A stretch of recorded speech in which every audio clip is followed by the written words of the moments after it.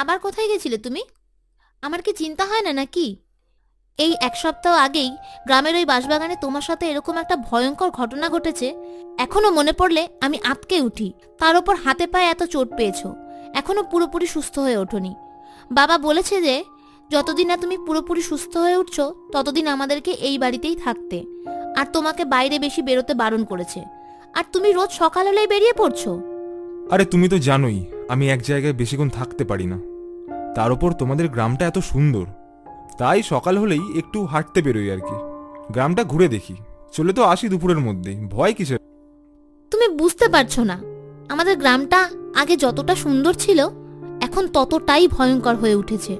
তুমি তো নিজের চোখেই দেখলে গ্রামবাসীরা ওই ডাইনিকে নিয়ে কতটা আতঙ্কিত।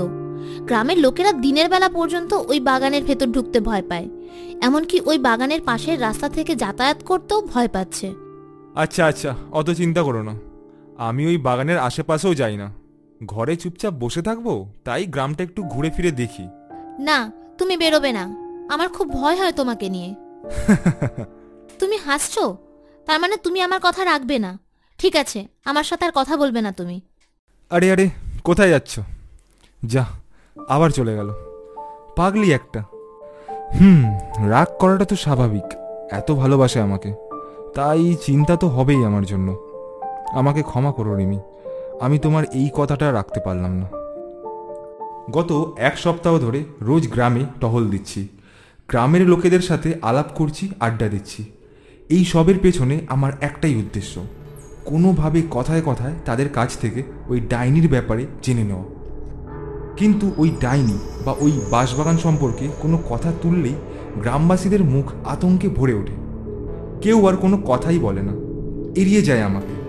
আজও ঠিক তাই হলো। এই কদিনের মধ্যে গ্রামের প্রায় প্রত্যেকজনের সাথেই কথা বলা হয়ে গেছে আমার। শত চেষ্টা করার পরেও কোনো কিছু জানতে পারিনি আমি। কিন্তু হাল আমি ছাড়ব না, কাল আবার বেরোবো সকালে। যেভাবেই হোক আমি এটার সমাধান করেই ছাড়ব।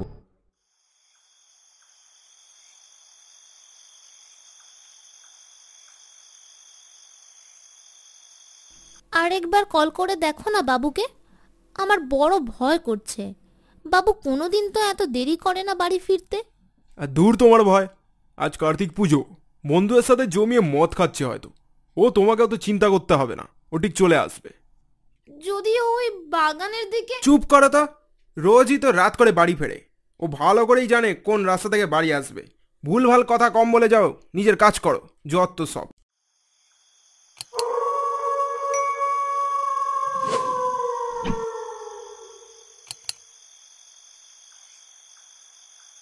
আজ আমি মাল ছাড়া কারু নই, এইটুকু খেয়ে কি নেশা হয়?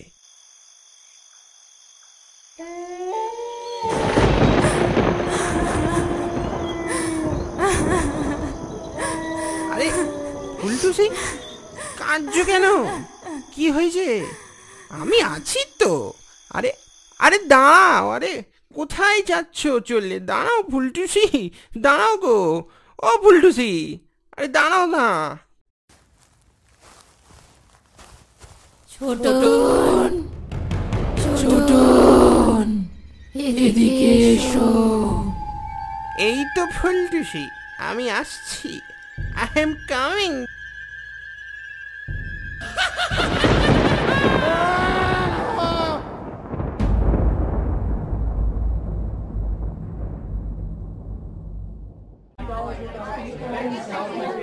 সকালবেলা ঘুমটা আচমকাই ভেঙে গেল। বিছানায় উঠে বসার সাথে সাথেই দেখলাম বাইরে থেকে বেশ কিছু মানুষের আওয়াজ পাওয়া যাচ্ছে। আমি তাড়াহুড়ো করে বাইরে বেরিয়ে এলাম। কয়েকজন লোক, গ্রামবাসী সম্ভবত, রিমির বাবার সাথে কি নিয়ে কথা বলছে। সবার মুখগুলো ভয়ে ফ্যাকাশে দেখাচ্ছে। আমাকে দেখে শ্বশুরমশাই এগিয়ে এলেন আর বললেন, বাবা, তুমি বাইরে এলে কেন? যাও, বিশ্রাম নাও। কি হয়েছে বাবা? গ্রামে কি কোনো গন্ডগোল হয়েছে নাকি? হ্যাঁ, সেই বাঁশবাগান। কি হয়েছে? আমরা তো সবাই ওই দিকেই যাচ্ছি, তুমিও চলো আমাদের সাথে, নিজের চোখেই নাই দেখে নেবে কি হয়েছে। মনে একরাশ কৌতূহল নিয়ে ঝটপট রওনা দিলাম বাঁশবাগানের দিকে। বাগানের কাছে পৌঁছেই দেখলাম বাগানের সামনে গ্রামবাসীরা ভিড় করে দাঁড়িয়ে আছে। তাড়াতাড়ি হেঁটে সামনের দিকে এগিয়ে গেলাম। আর তারপর গ্রামবাসীদের দৃষ্টি অনুসরণ করে বাঁশঝাড়ের ওপরের দিকে তাকাতেই যা দেখলাম তাতে আমার সারা শরীরটা কেঁপে উঠল। একটা মুন্ডুহীন মৃতদেহ বাঁশঝাড়ে ঝুলছে। আমি হতভম্ব হয়ে দাঁড়িয়ে রইলাম সেই দিকে তাকিয়ে। শ্বশুরমশাইয়ের কণ্ঠস্বরে আমার সম্বিত ফিরল। হে ঈশ্বর, আর কত মৃত্যু লেখা আছে এই ডাইনির হাতে। গ্রামের পঞ্চায়েত প্রধান শিবুদা, ওনার একমাত্র ছেলে ছোটনের মৃতদেহ এটা। সামনের দিকে তাকিয়ে দেখলাম শিবুদা নির্বাক হয়ে দাঁড়িয়ে রয়েছে, আর একজন মহিলা, সম্ভবত ছোটনের মা, মাটিতে বসে অজরে কেঁদে চলেছে। ছোটনের মাথা অনেক খোঁজাখুঁজি করার পরেও পাওয়া যায়নি। আর কিছুক্ষণের মধ্যে লাশটাকে নিচে নামিয়ে নেওয়া হলো। আর সেই সময় হঠাৎই একজন বৃদ্ধা ব্যক্তি ভিড় ঠেলে সামনে এসে বলে উঠল, আবার একজন মরেছে। সবাই মরবি তোরা। তোদের পাপ মেটাতে চাইলে ডাইনি যা চায় তা ওকে দিয়ে দে। ওই দুজনকে ডাইনি ছাড়বে না, কিছুতেই ছাড়বে না। আমি চুপচাপ মন দিয়ে ওনার বলে যাওয়া কথাগুলো শুনছিলাম। গ্রামবাসীদের মধ্যে থেকে কয়েকজন ধমক দেওয়ার পর ওই বৃদ্ধা ভিড় ঠেলে বেরিয়ে গেল। আমি আর কিছু না ভেবে ভিড় কাটিয়ে ওনার পিছু নিলাম। কিছু দূর যাওয়ার পর ওনাকে ডাকলাম, ঠাকুমা, ও ঠাকুমা, শুনছেন? বৃদ্ধাটি আমার কথা শুনতে পেয়ে দাঁড়ালো। আমি কাছে গিয়ে বললাম, নমস্কার ঠাকুমা, আমি সৌরভ, রমেশ গাঙ্গুলি আমার শ্বশুরমশাই হন। উনি কোনো উত্তর দিলেন না। আমি আপনার কাছ থেকে কিছু জানতে চাই ওই বাঁশবাগানের ডাইনির ব্যাপারে। তুমি জেনে কি করবে বাবা? গ্রামের লোকেরা তো আমাকে পাগল বলে। আমার কোনো কথাই বিশ্বাস করে না। না ঠাকুমা, আমি গ্রামের আর 5টা লোকের মতো ভাবি না। আপনি আমাকে বলুন পুরো ঘটনাটা, আমি এর সমাধান করতে চাই। প্রায় 5 বছর আগে গ্রামে এক অল্প বয়সী বিধবা মহিলা একাই থাকতেন।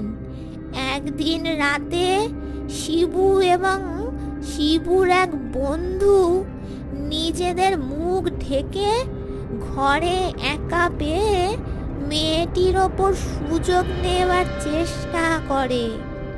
সেই সময় ধস্তাধস্তিতে শিবুর মুখের ঢাকাটা খুলে যায়, আর ঘটনাটা গ্রামে সবাই জেনে যাবে এই ভেবে ওরা দুজন মেয়েটিকে হাত পা বেঁধে বাঁশবাগানে নিয়ে জ্যান্ত পুড়িয়ে মেরে ফেলে। এরপর থেকেই ওই মেয়েটির অতৃপ্ত আত্মা নিজের মৃত্যুর প্রতিশোধ নেবার জন্য বাঁশবাগানে ঘুরে বেড়ায়, এবং এই পুরো ঘটনাটা আমি নিজের চোখে লুকিয়ে দেখে ফেলি।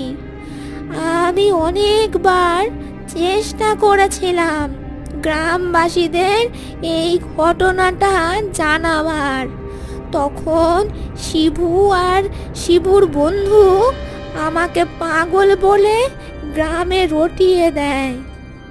আমি বলে উঠলাম, তাহলে এই ডাইনিকে দমন করার কোনো উপায় নেই? একটা উপায় আছে, তবে সেটা কঠিন। কি উপায়? শিবু এবং শিবুর ওই বন্ধুকে মেরে ওই ডাইনির আত্মা মুক্তি পাবে। আমি এই কাজটা করব। দ্বিতীয় জনটা কে সেটা শিবুর মুখ থেকেই বের করব। তারপর ওদের প্রাপ্য শাস্তি ওই ডাইনিই দেবে। সন্ধেবেলা শ্বশুরমশাইকে আলাদাভাবে ডেকে পুরো ঘটনাটা বললাম। শ্বশুরমশাই বললেন, ছি, এত বড় পাপ করেছে শিবুদা, আমি স্বপ্নেও ভাবতে পারিনি। বাবা, ওর সাথে আর একজন ছিল, সেটা কে তা ওই শিবুর মুখ থেকেই বের করে আনতে হবে। তারপর ওদের সেই বাঁশবাগানে নিয়ে গেলেই বাকি কাজটা ওই ডাইনি করে দেবে। ওটা আর কেউ নয়, শিবুদার দাদাই হবে। ওরা দুই ভাই একই স্বভাবের। গ্রামের এই স্বভাবের কারণেই শিবুদার দাদা কুখ্যাত ছিল, কিন্তু 2 বছর আগেই ওর দাদা ওই ডাইনির হাতে মারা যায়। তাহলে এখন বেঁচে রইল শুধু শিবুদা। তাহলে তো সেটা আমাদের জন্য আরও ভালো। কোনোভাবে আজ শিবুকে রাতে ওই বাগানে নিয়ে আসতে পারলেই হলো। ওটা তুমি আমার উপরে ছেড়ে দাও। তুমি শুধু রাত্রিবেলায় বাগানের একটু আগে রাস্তার কাছে দাঁড়িয়ে থেকো। ও কি রাজি হবে? কি বলে নিয়ে আসবেন আপনি ওকে বাগানে? ও যেহেতু এইসবের জন্য দায়ী, তাই ওর মনেও মৃত্যু ভয় আছে। ওকে বলবো যে আমার জামাই এক তান্ত্রিকের কাছ থেকে ডাইনিকে বিনাশ করার সমাধান পেয়েছে। আজ রাতেই সেটা করতে হবে, তাহলেই আমরা সবাই বাঁচব। তুমি এই সব কাউকে বলো না বাবা, যা হওয়ার আজ রাতেই হবে। পরিকল্পনা মাফিক আমি রাতে ওই রাস্তায় দাঁড়িয়ে রইলাম। কিছু সময় পর শ্বশুর মশাইকে দেখলাম আসতে, সাথে শিবুও ছিল। আমরা 3 জন বাগানে ঢুকে পড়লাম। একটু গিয়েই থমকে দাঁড়ালো শিবু, আমার দিকে ঘুরলো আর ঘুরে বলল, কিরে ছোকরা, ভালোই তো ফোন দিয়ে পেতেছিস আমাকে মারা, কিন্তু তোর ভাগ্য খারাপ যে তুই আমার সাথে চালাকি করার চেষ্টা করেছিস। ভালোই হয়েছে তুই জেনে গেছিস। এমনিও আজ তোর শেষ দিন। তোর দাদা তো নিজের পাপের ফল পেয়েছে, আজ তুইও পাবি। হঠাৎই পেছন থেকে রিমির বাবা হেসে উঠল আর কিছু বুঝে ওঠার আগেই সজোরে মাথায় আঘাত করল। জ্ঞান যখন ফিরল দেখলাম আমি মাটিতে শুয়ে আছি। সামনে শিবু আর রিমির বাবা আমাকে দেখে হাসছে। কি ভেবেছিলি আমাদের ওই ডাইনির হাতে মারবি? বাবা, আপনি? তার মানে? হ্যাঁ, আমি সেই দ্বিতীয় ব্যক্তি। জামাই বাবা জীবন, তুমি তো সবই জেনে গেছো। তোমাকে তো আর বাঁচিয়ে রাখা যাবে না, আর এখানে তোমায় মারলে সবাই ভাববে ওই ডাইনির কাজ। এই বলে ওরা দুজন আমার দিকে এগিয়ে আসতে যায়। এমন সময় ওদের পেছন থেকে একটা আওয়াজ ভেসে আসে, কবে থেকে তোদের অপেক্ষা করছিলাম, আজ তোরা এসেছিস, এবার পালিয়ে যাবি কোথায়? দুজনই পেছন দিকে ঘুরে তাকায়। আমিও তাকিয়ে সেই ভয়ালমুখী প্রেত দেখতে পাই। আজ তোদের খাবো, তারপরে আমার মুক্তি। এই বলে এক ভয়ঙ্কর হাসিতে কেঁপে ওঠে গোটা বাঁশবাগান। নিমেষে শিবুর সামনে চলে আসে ডাইনি আর মাথাটা ধরে এক ঝটকায় উল্টো দিকে ঘুরিয়ে দেয়। দৃশ্যটা দেখে ভয়ে আমি উঠে দাঁড়াই। আমি বুঝতে পারি হাতে বেশি সময় নেই। রেমির বাবা দিক বেদিক না দেখে দৌড়তে থাকে আর ডাইনি যেতে থাকে ওনার পেছনে। কি আছো? বাঁচাও, বাঁচাও আমাকে, বাঁচাও! হঠাৎ পায়ে কিছু একটা বেঁধে পড়ে যায় রিমির বাবা। তার পরের দৃশ্যটা দেখার জন্য আমি মোটেও প্রস্তুত ছিলাম না। দেখলাম পায়ে দড়ির মতো কিছু একটা বেঁধে রয়েছে রিমির বাবা। উল্টো হয়ে ঝুলে পড়ে বাঁশ ঝাড়ে, আর সেই ডাইনি চেপে ধরে রিমির বাবার গলাটা আর মুহূর্তে উপড়ে নেয় মাথাটা। ফিনকি দিয়ে রক্ত বেরিয়ে আসে। আমি বুঝতে পারি এটাই সঠিক সময়, আর এক মুহূর্ত সময় নষ্ট না করে আমি দৌড়ে কোনো রকমে বাগান থেকে বেরিয়ে আসি।